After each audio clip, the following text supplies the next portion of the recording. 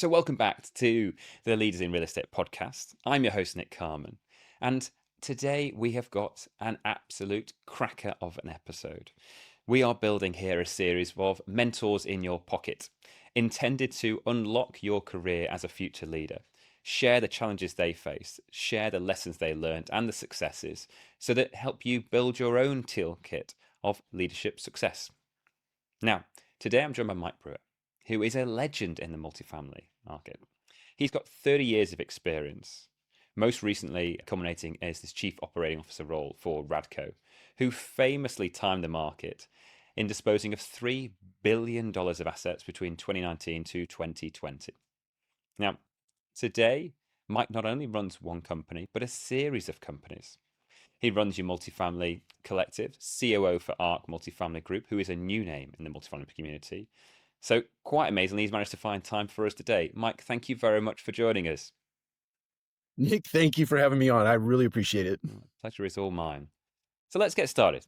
Tell us what you were involved in today, Mike. Yeah, it's been the last 4 or 5 years, let's say post-COVID, have been really eventful. I actually ended up leaving Radco 3 years ago, plus minus. And when I left, it was just a sort of an exit for me out of the corporate world that I'd been in for 28 years or 29 years at that point, and decided to start a media network. So Multifamily Media Network is actually a company that we created sort of in the middle of COVID. A multifamily collective has been something I've been doing for 18 or 19 years since blogs became a thing, and that evolved into podcasting and video podcasting. And then about, I think 9 months ago, plus minus, in March, I joined ARC Multifamily Group as a COO for their property management side, which is Axia Residential. So I'm the Chief Operating Officer of Axia Residential today, in addition to doing the Multifamily Media Network company. That's quite a schedule. Quite a schedule. Now, For a dull moment. most of our audience are future leaders. So I think of these guys as your associate, senior associates, up to your VPs. Frankly, I feel a bit sorry for them because I think they are either approaching or right in the middle of what is, without a doubt, the hardest challenge they are likely to face in their career. That transition from being that solo producer, the person who's been a shining star in a team, to suddenly having to lead teams. And they're realizing now that the skills that have got them to this place today are going to need a completely different set of skills, a completely different toolkit to be able to take them on. So if we could start by winding the clock back, do you remember when you were in those shoes? Do you remember those very early days of leadership? And just tell us a bit about what were some of the challenges that you faced at that time? Yeah, I think you identified one in the lead into that question. It really is making the transition from doing things to getting things done through other people. And I think the hardest transition that one makes is understanding that you can't do it all, that you do have to delegate. And in order to delegate, you have to create a great basis of trust in the people that you are tasked with or privileged with leading. And that takes a really deep dive into relationships and building relationships, not just in the business world and understanding what things we have to create in terms of outcomes, but also personally. And I think to the extent that a person can really take deep dives into understanding who people are innately, what inspires them, motivation and inspiration are two very different things, what inspires them in their life, and then how you can align those two things, what inspires in life, and sort of leverage that to inspire outcomes in business. If you can align those two things, then that's a great start to getting things done through other people. Well, I think that's a very good description. Let's carry on in this vein. Let's take a bit of a deeper dive into leadership. Okay. When was your first opportunity to lead, Mike? So I actually started out as a solopreneur. I started a landscape company back, let's say in the early 90s, called the Lawn Ranger, and started cutting grass in my local neighborhood. And I hired, let's say it was 9 months in, 12 months into my solopreneurship, that I couldn't handle the volume anymore. So I hired my first employee. And that was my first effort at trying to get things done through other people. And I think if I were being honest, it was a complete disaster because I gave that person no direction. I didn't teach him how to cut grass. I didn't teach him how to blow the grass off of the driveway at the end of the exercise. I just got very frustrated all the time and couldn't really articulate what my expectations were. But if I fast forward into the multifamily space, my first attempt at leadership was becoming a leasing consultant. And this is important because it helped me to learn the multifamily space from sort of the entry level. I understood how to lease and sell apartments. Then I became an assistant manager where I learned how to do some of the more kind of task oriented things like accounting, entering rent, paying bills, and things of that nature before I became a property manager, before I became a district manager, and so on and so forth.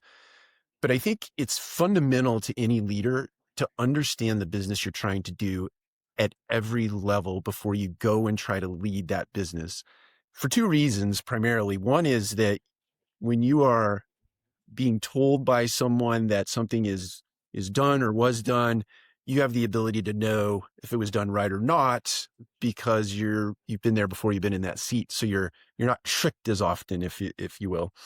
The other thing is that you can help people truly understand the reps that are necessary to become good at being a leasing person, being an assistant manager, being a property manager, and ultimately being a leader. Now, that's a nice segue in here, Mike. So you'll know we like to do our digging, with our guests. And I spoke to a couple of people who know you very, very well, and they were very, very kind with their time and sort of being able to give me a really good overview of who Mike is and what type of leader he is. So I'd like to dive in a little bit to this. Okay. Now this is what one of those individuals described you as. You ready for this? Sitting comfortably? I'm a little bit Yeah, nervous. exactly where we want you to be. So Mike is unlike anyone else I have worked with. He is a visionary. Now, she goes on to say a lot more, and we might come back to that. But it's that word, visionary. That is not a word you hear a great deal in real estate. But in history, visionaries, have mixed fortunes, don't they? Because they not only need these great ideas, they need to time it really well. So, has that trait has it ever got you in trouble? The short answer to that question is yes. And I think where it where it has landed me in hot water, or where it still certainly lands me in hot water, is that I had this keen sense of what's going to happen 5 years out, 10 years out. And that's not to suggest that's what happens, but I certainly have my sense of what will be an outcome 5 to 10 years from now. And I tend to articulate that and opine on that and put that out into the world. And then the world doesn't move as fast as I think or I thought that it would. Right. And so I build these expectations in, say, owners or asset managers or people in the real estate business. And then when those things don't come to be, you kind of get looked at like, oh, well, you were just, pie in the sky thinking. There was no real action put to making an outcome that may have related to that vision. So that I would say is probably the biggest hindrance of being a visionary. What gives you the confidence to try it again?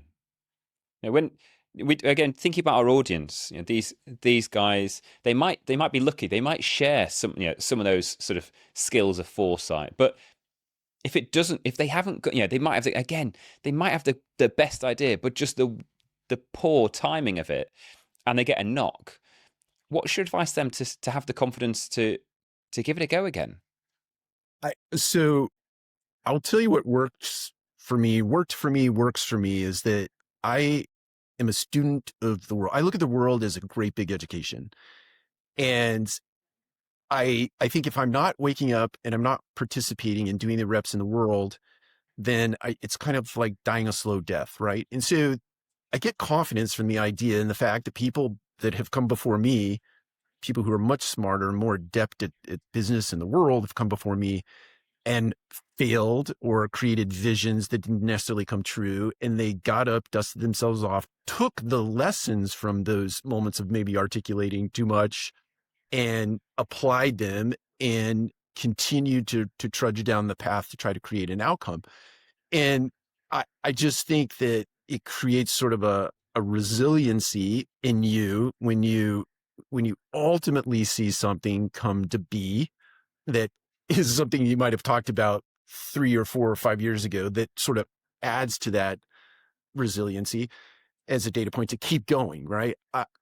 I think I have a hard time articulating this, but I'm very disciplined about waking up every day, feeding my brain, and going out into the world to try to make application of the things that I learn. And I just don't think about failure or embarrassment too much because I think in my head it just would discount me and make me not feel motivated. So I just try not to think about it too much and I just keep going.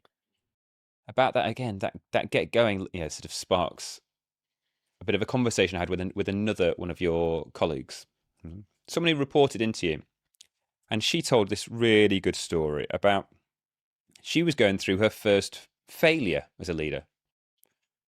The team wasn't up to it. She'd had to cycle all the way through the whole team and start all over again. And she said that you helped pick her back up again. How? How does Mike do that? How do you give that? We talked about having your own confidence. How do you inspire confidence in other people? Because that sounds really powerful stuff, Mike. Yeah. So there's this concept, and I hope I articulate this well. I think it was Dan Sullivan that wrote a book called The Gap and the Gain. And I may mix these things up, so I apologize in advance, but I think in a circumstance like that, you have to sit people down. You have to help them look back at the accomplishments that they've had in their life up to that point in time. And sometimes those things have to be very elementary in nature. Sometimes they can be a little more important or more groundbreaking, but you, me, and others, that person have accomplished a lot in your life. And sometimes you just have to look back in the rearview mirror and see all of that so that you can replant that confidence, right? And then I think the other thing you have to do in a circumstance like that is you have to put pure definition to the issue that you're facing. So you look at all of this stuff you've done in the past, you get confidence, then you sit down and you do a reality check and you put pure definition to the issue in front of you. You understand where the weakness was, where the potential gains will be, because when you have a chance to rebuild something, you can do it under sort of your own architecture, right? And I think in those circumstances, you see success, you put pure definition to something, then you can create real plans that you can go out and put into play and create an outcome that you ultimately want to accomplish. It's really kind of visioning in that sense of what you want to create and then putting the pieces in place to create that outcome. Let's go into our third chapter now, Mike. Now this is our now our deep dive one-on-one mentoring session. So let's see. I'm going to give you two statements. See which one you subscribe to. Leaders need to be authentic, consistent, genuine, or leaders need to adapt to suit the personalities of their team or the moment. I, without a doubt, to me, the first one is the one that resonates with me most. So that's the authentic, consistent, genuine. How does Yes. again, to someone who's got less experience, someone who's new in leading this team, how do they how do they get the most out of the teams when those teams, chances are made up of completely different characters, completely different sort of personalities, and they will probably want for different things from that leader. Yeah, how do they do that and still say sort of authentic and genuine to themselves? Yeah, I certainly, so it's interesting because I'm sort of having this, both things can be true in my head moment in the sense that the word chameleon comes to mind. And you do have to manage and lead people in the way that they want to be led. But what you can't do that sacrificing consistency and authenticity in yourself. So in my head, I have to be true and have a true north about me because someone that I'm leading will look at me and see that as a guidepost.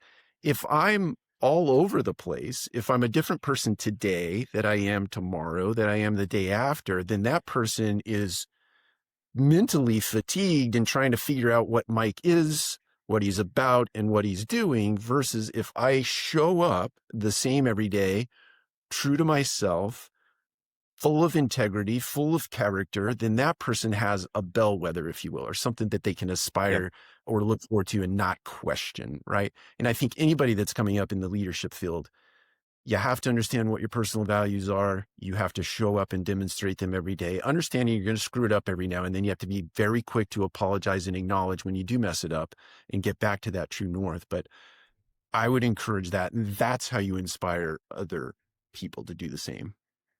What about leadership today? Just as that concept to be a leader, has that changed over time? Do you think? Is it different for for someone who's in their mid to late 20s now, who's embarking on that stage of their career? I don't think leadership in its essence has changed, right? To me, leadership is inspiring others to show up and be a better version of themselves than they were yesterday. That to me is the essence of leadership and having good character to look forward to. I think what has changed and what leaders have to adapt to is this. You have 5 generations in the workplace today, 5 different generations. You have to figure out how to get those generations to work together for good outcomes. Certainly, technology has entered the workplace in a way that is, I think, we're all in the wild, wild west right now in terms of artificial intelligence and other things that are impacting the workplace. So I think that leaders have to be swift on their feet. I think they have to be agile in their thinking, and they have to be in constant learning mode and doing the reps, not just reading about, but being practitioners of the things that are coming into the workplace that are impacting outcomes in order to be successful. So leadership at its core, it's no different, but all these things that are pressuring leaders, both upstream, downstream, are very different. You just have to be very, very agile today. You mentioned reading then, and I've listened to several of your podcasts, watched several of your videos as well, and clearly, Mike, you are very well read. So, to someone now who's in these earlier parts of their career, what's one resource? What's one book? What's sort of what content, put it another way, should these guys be soaking up right now? Yeah. So I think everything for me personally starts with wisdom literature, and the Bible is always my go-to for wisdom literature. I think as it relates to leadership itself, I picked Peter Drucker, I picked Tom Peters, and I picked some of the great entrepreneurs over the course of time to be people that I wanted to try to emulate, or at least pick pieces out of their character to make application of. Drucker is probably my hero as it relates to business. And I think any aspiring leader, I think podcasts are incredibly important because you get all these tidbits. I think blogs are great, but I think long form reading in book form, sitting down and Hmm. actually going through pages and highlighting and taking notes and creating marginalia is there's no equivalent to that, in my opinion, in terms of gaining knowledge that you can make application of in your leadership journey. What about when you're sitting across one of these young leaders? Maybe you're interviewing them, maybe you're meeting them in a network sort of forum. What are the traits that you look for? What are the clues that suggest these guys are going to be great? I think somebody first and foremost is curiosity. I I very much enjoy young leaders who just ask 1,000 questions, no matter how nuanced they are, no matter how silly they may sound coming out of their mouth or what they might be thinking. I think that first and foremost, curiosity is the lead to all great leadership. I think a a willingness to be humble, which seems to be a character trait that is becoming more and more rare. If you can be vulnerable and humble in in all moments, right? And kindness is the other one I would throw in there. But if you're humble and you're vulnerable and you're kind when I'm having a conversation with you, you're not full of yourself. You know that you have to do the reps, you know that you have to do the hard work, and I can see that shining through, then that is a leader that I would pour a lot of time and money and resource and energy into. It's interesting, isn't it? That those are the traits that you pick off after the career you've had. If you if you ask like a school age child about what a leader is, I don't think they'd pick the same traits, would they? Humble and kind. They we put we sort of sort of position leaders as need to be an alpha, don't they? You got to shout louder than anyone else. You've got to be at the front. You've got to be this army general style to it as well. Can that work? That particular style of leadership, I think what comes to mind for me is that in times of absolute crisis, or you mentioned a general, when death is on the line, I think that a leadership style like that is is important and effective, because the the thing that could happen that could be a detriment to you or to others has to have absolute command, right? I think in a sort of a lesser circumstance where death is not on the line or war is not imminent, I think that style can work, but I think that it creates fatigue in individuals over a long bit of time. Where I think the other style of leadership creates, it enriches one's life and helps them to live in a, what I'd consider to be low trauma. I think trauma is around us all the time. And I think it allows us to exist in low trauma and over a long bit of time creates a better outcome as a leader for you, for others as well. Let's talk drivers for a moment then. What drives you, Mike? Why did you left one very successful business after an incredibly sort of successful part, and you go into another? Why? What gives you this sort of fire in the belly? I think that's a great question. I've not given this long thought. What comes to mind for me is, in part, I'll sort of put this out there, right, wrong, or indifferent. I have Asperger's, and so high functioning autism, and I think there's sort of an innate drive and an innate discipline that gets me out of bed every day and causes me to go out into the world. And I can't articulate it any better than that, that I just feel led and driven to get up and participate in the world that I consider a big education. And I couldn't think of the alternative, or if I did give thought to the alternative, I don't think I'd be interested in it. Well, okay. What about drivers for other people? Are they are they good and are they bad drivers?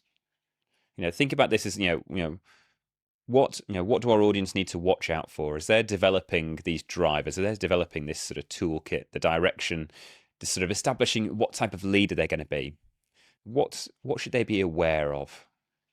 Yeah, I certainly think there are good drivers and bad drivers. And what comes to mind for me with this question is creating a purpose for your life, and sitting down and being intentional about thinking through not what you want to accomplish necessarily, but who you want to be as a person and how you want to show up in the world, and break that down into values, and then break that down into the things that you can actually do predicated by those values so that you can create that purpose in your life. And I think that my gut tells me you always have to be in service of others.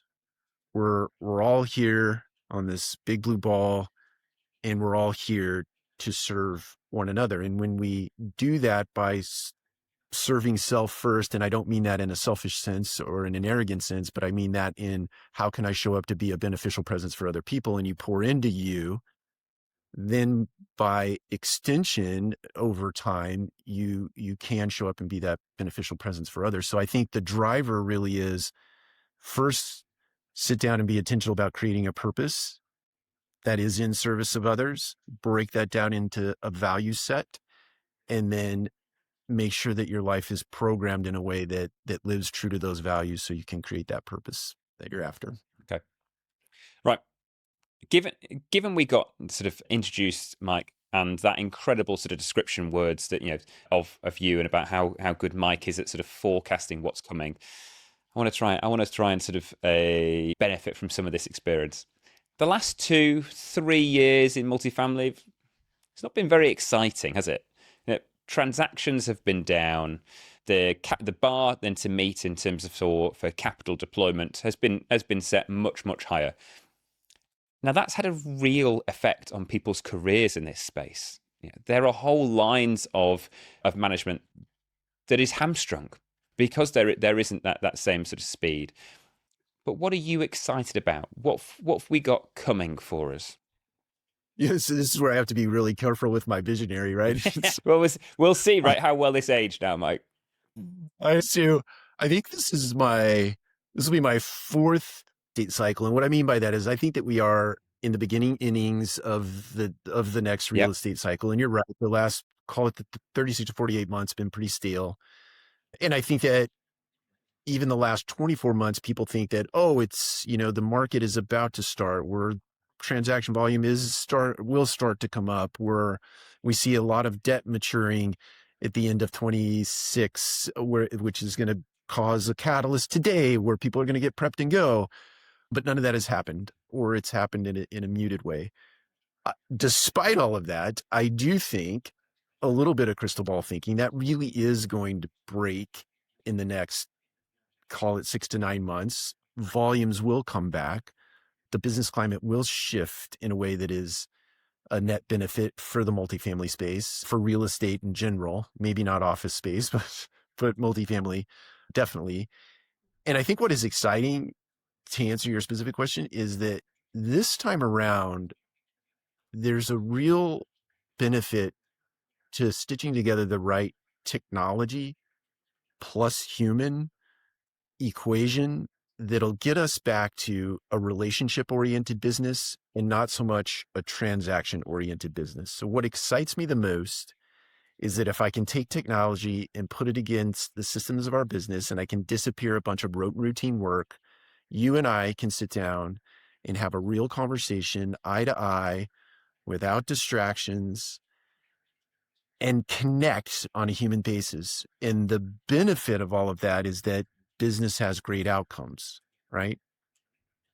Relationship building, character development is really exciting to me because I think for the first time ever, we can put technology against our business that just disappears work that no one likes to do. It's not interesting and it doesn't really fill you or fulfill you as a human. Well, Mike, we have rattled through my pre-prepped sort of questions. We've done everything in a single take. Is there anything you want me to ask you? Is there anything that we haven't dived into? Given you're this font of sort of knowledge. Is there anything? I don't want to let you go without squeezing everything I can from you, Mike. Yeah, I think the last thing maybe I'd say is there's a great saying. This is a Drucker quote, and I'm not going to quote it exactly, but he made a statement that business is set in place or created to serve the people that serve it. And if you are a business owner, you're an aspiring leader, and ultimately at some point you'd like to go out and create your own shop, create your own ownership group. Never forget the idea that the business that you're creating is there to benefit others. It's there to serve others. And you can do that both outside work and inside work. But it is a privilege, an absolute honor to lead other people. They say, I've heard this came out of the Aspen Institute, that the most important relationship in your life, even more important than your doctor, is the direct relationship that you have with that person that is leading you or that you are leading. It's the most important. They can create the most stress in your life and they can create the most joy in your life because you spend so much time with them. So don't forget that you are in a privileged position. It is an honor to lead other people, create your organization such that it serves other people, and then the business benefits will come. Well, Mike, on that note, I think it's a great way, a great bit of positivity for us to wrap this up. So, if you're in the audience right now, make sure you click like, make sure you hit subscribe, and in the comment section, I want to hear about who you want on this series next. What questions should I have asked Mike? What questions should we ask our coming up guests? So, Mike, thank you very much for giving up your time. I have thoroughly enjoyed this. Thank you, Nick.